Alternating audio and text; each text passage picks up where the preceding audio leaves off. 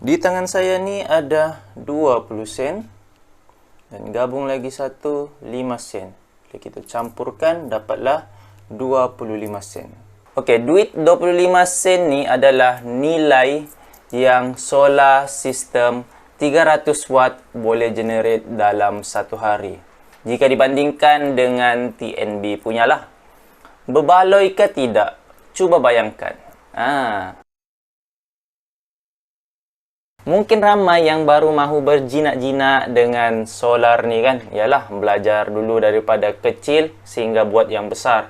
Tapi pada asasnya, adakah solar ni lebih baik daripada TNB dari segi pembayaran? Adakah solar lebih murah ataupun TNB? Yalah, jika dibandingkan TNB, kita akan bayar setiap bulan. Setiap bulan tu akan datang bil macam begini.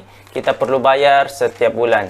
Jika dibandingkan dengan solar tu kita bayar satu kali, terus dalam setahun 2 tahun tu kalau tiada maintenance, confirm tidak perlu bayar. One time lump sum payment lah.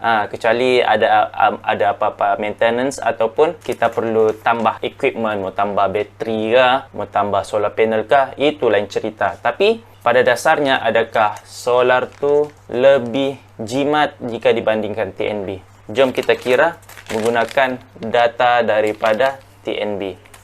Jom.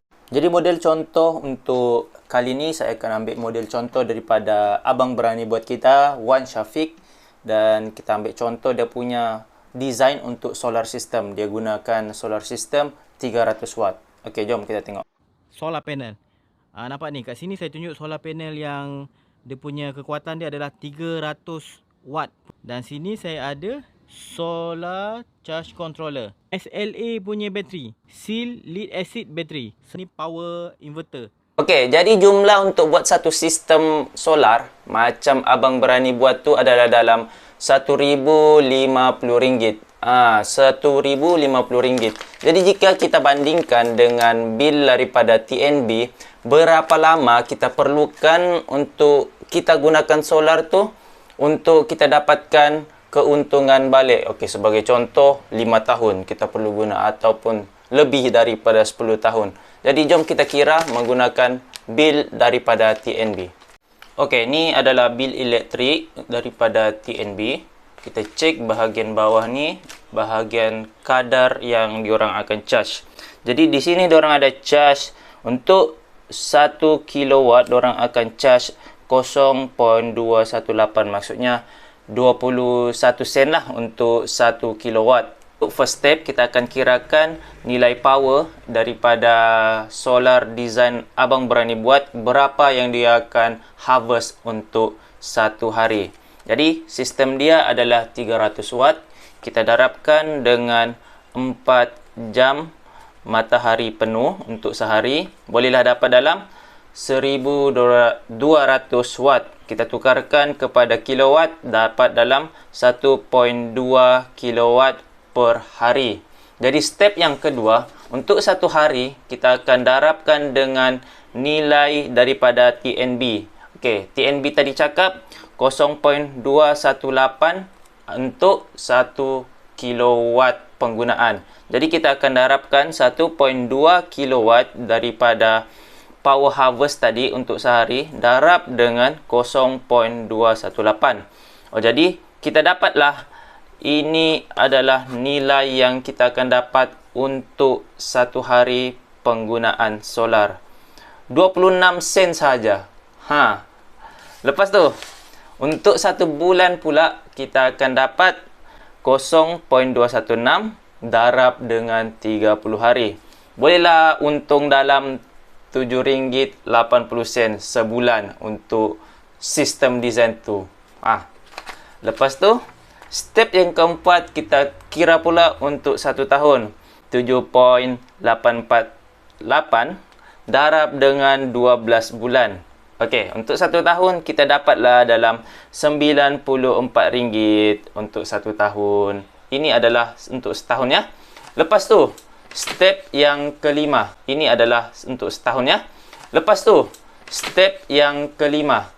Kita kira pula untuk ROI. Maksudnya Return of Investment. Berapa lama untuk kita capai untung Contoh kita tadi kos untuk buat solar tadi RM1,050. Jadi berapa lama kita perlu guna solar tu untuk dapatkan keuntungan.